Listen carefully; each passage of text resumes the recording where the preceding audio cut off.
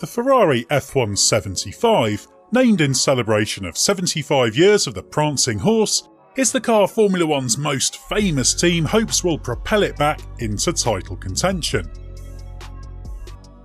Ferrari has taken a bold approach, has undoubtedly been bold with the F175. The question is, will it bring back the glory days, or has it perhaps gone too far in trying to outsmart the rest?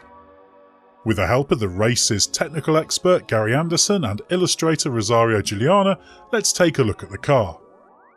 Ferrari is closer to the Aston Martin design, but it has taken a very different approach with what Gary Anderson has described as valleys in the sidepod surface shape.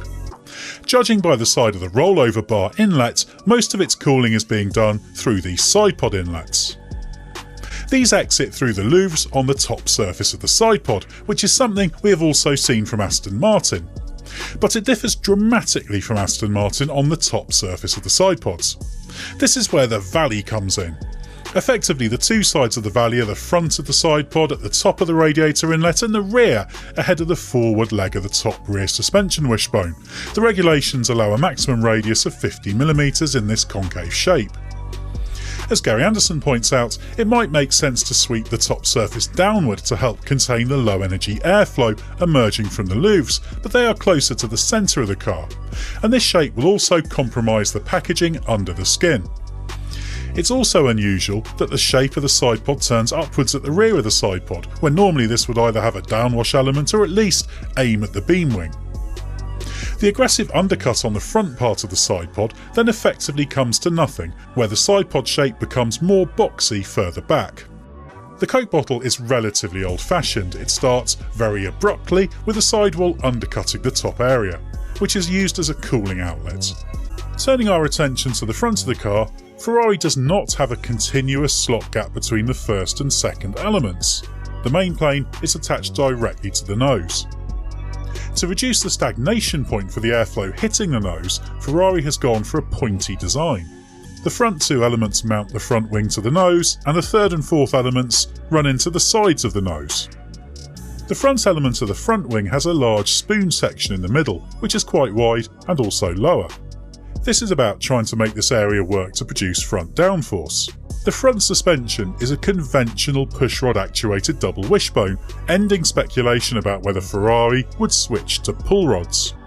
There's also a small amount of anti-dive on the top wishbone, either to mitigate dive under braking or to give more control over the wake coming off the trailing edge of the front wing.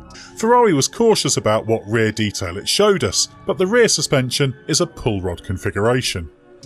The top wishbone has a fairly wide base. The lower wishbone shrouds the drive shaft in the same fairing and also has a very rearward forward leg. This is to minimise the blockage through this area and allow the airflow over the upper diffuser surface to travel as fast as possible.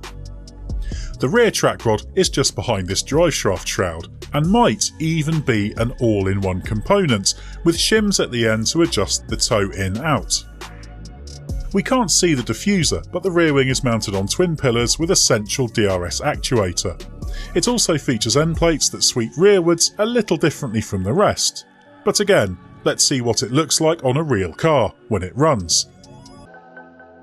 Ferrari's ability to win a first title since it took the Constructors' Championship back in 2008 doesn't just depend on engine performance. The whole team has changed significantly in recent years, both to tackle its own weaknesses and adapt to the challenges of F1 under a cost cap. Last year, finishing third was Ferrari's target, but this year the priority is re-emerging as a consistent challenger for race wins. That's why, in 2022, Ferrari must deliver.